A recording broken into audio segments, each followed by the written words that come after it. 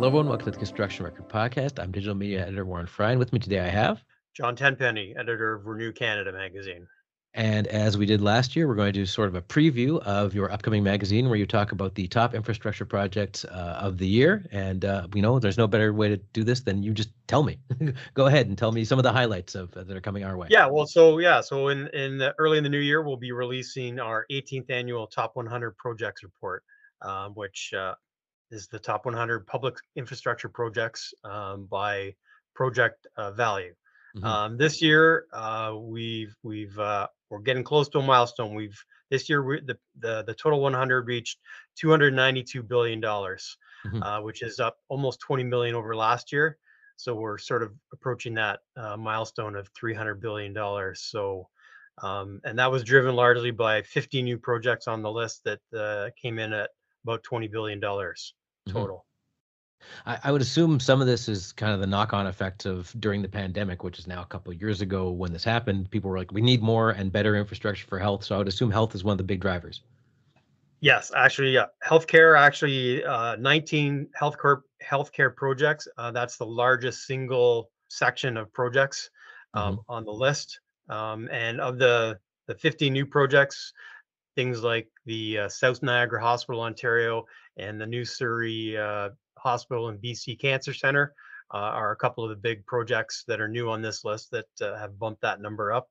And healthcare is definitely a big part of our list, along with transit being the other big one. Mm-hmm.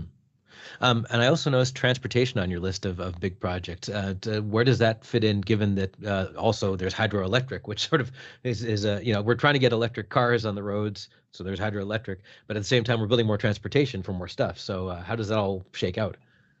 Yeah, I mean, I guess it sort of is they're sort of at opposite ends, but I mean, on our energy sector, hydroelectric, transmission, and nuclear make up the majority of those projects. So those are all sort of in that vein of they're not coal, they're not gas, so they're helping the environment that way.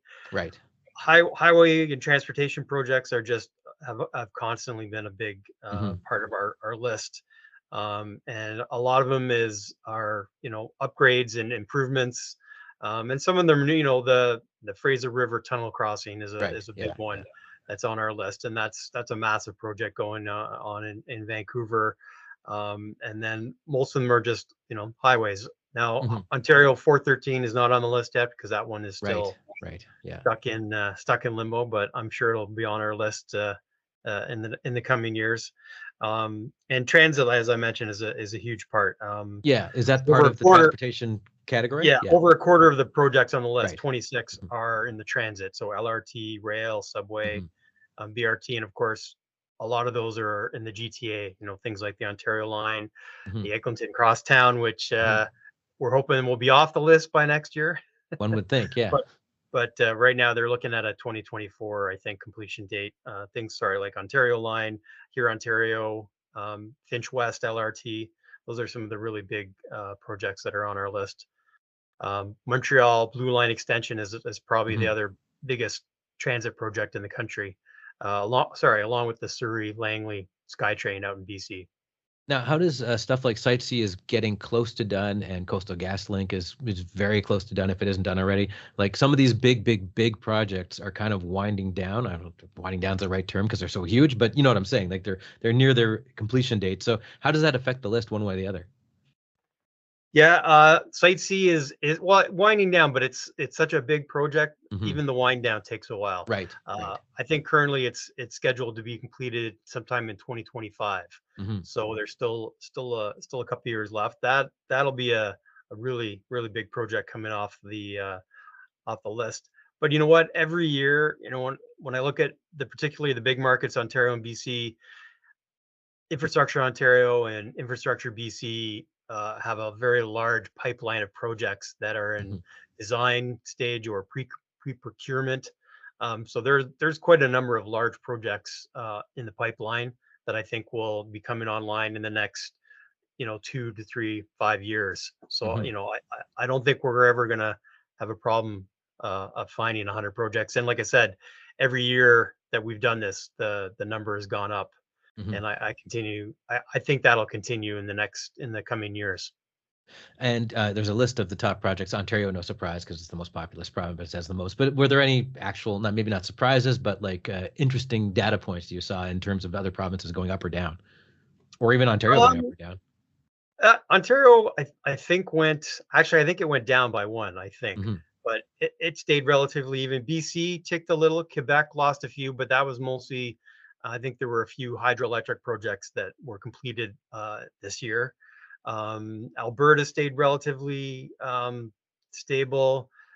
Actually, Manitoba went up, which, Hmm. that sort of Manitoba, the Atlantic provinces and the prairies are, because of the scale of projects we have, they tend to not get a lot of projects just because they don't tend to be in that 4 or 500 billion dollar range, right? Hmm. But it was nice to see Manitoba add a project this year, and Yukon, Northwest Territories usually have a few, uh, mostly in the resource or highway areas, but it's nice to see that we get pretty good coverage. There's a few Hmm. provinces right now that are off, but yes, Ontario, BC, Quebec, Alberta. I mean, looking at the numbers, that is probably close to 90% of the Hmm. projects, right? So, And was there any projects? Well, actually, what I was going to ask is, you've done 18 of these, so you've seen sort of the peaks and valleys of this whole thing. Are we headed for another valley, or is there sort of shoring up, or is it more continual now than it used to be, or am I completely off in that in making that pattern in the first place? no, I mean, in the this is the third one that I've been involved with, and Hmm. like I said, last year was a flat year actually, Right. Okay. but this year almost $20 billion increase. So I think the I think the numbers are going to continue to go up. Like I said, there's there's still a lot of projects in the pipeline, Hmm. particularly in the large provinces like Ontario, BC, and Quebec, and Alberta. So even though projects fall off the list every year, we seem to get new projects that eclipse them in value. Now, part of that is projects are more expensive than they used to be, right? Hmm. So with inflation right now, project costs are continually rising. So I mean that will influence the number, I think, and play a part in the increase. Just things become more expensive. So Hmm. what cost you $1 billion 10 years ago is going to cost you, I don't know, 5 More. billion now or Yeah. something like Yeah. that, right? So based on that alone, I think that drives the numbers up a little bit. But Hmm. I think the large provinces and population centers continue to need infrastructure, whether it be transit, transportation, and healthcare. And I think Hmm. those things will continue to drive the total up. Now, because we've seen that provincially and federally and municipally too, everybody is, they're concentrating and probably rightly so on housing. Does that take away from this, or does that just add to it because you got to have this stuff to complement the new housing you're going to have eventually?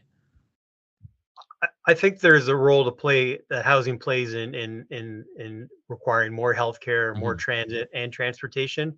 Now, the public housing infrastructure and those things never quite, I think, get to the individual projects never quite reach the Right. the level to be on Hmm. the list, but I Hmm. think you're correct in there. And I think as municipal, provincial, and federal continue to spend more money on the housing crisis, I don't see how that doesn't continue to drive transit, healthcare, and transportation projects, Hmm. particularly again in the large provinces and population centers that are going to need to, the more how people that live in an area, you got to get them around. So, and you got to take care of them. So I think Hmm. that will go hand in hand. I agree. And I guess another question I have is, and I think I ask this every year, were there any surprises? Was there anything that took you by surprise one way or the other, in fact, going up or down, or a new category that you didn't see coming, or anything like that? I would say nothing took me by surprise. Hmm. I was I was happily surprised by the $20 billion increase. Hmm. Every year I'm never quite sure, you know, if the projects coming in will equal and exceed the projects on the way out. Hmm. But this year, we even raised the basement of the list. So last year, our 100th project was $400 million. This year, it's 415 million. And Hmm. last year we had, I believe, about 58 projects that were $1 billion or more, and this year we have 62 that are $1 billion or more. So Hmm. that's nice to see. Okay, and I guess finally, if people want to check this list out for themselves, where should they go to find all this information? Well, we'll be releasing it to everyone who receives our magazine and Hmm. publications electronically. The website top100projects.ca will go live early in the new year Hmm. with the list and all the projects. And I also don't want to be remiss and remind everyone that in the new year we have two live events related to the top 100 projects. Our Toronto dinner on February 27th Hmm. and our Vancouver dinner, our second annual in Vancouver on May 14th. And we just announced that in Toronto on February 27th, the keynote speaker at our dinner will be Sean Fraser, the Federal Housing, Infrastructure, and Communities Minister. Okay, great. John, thanks for joining us today. Great. Thanks for having me, Warren. Appreciate it.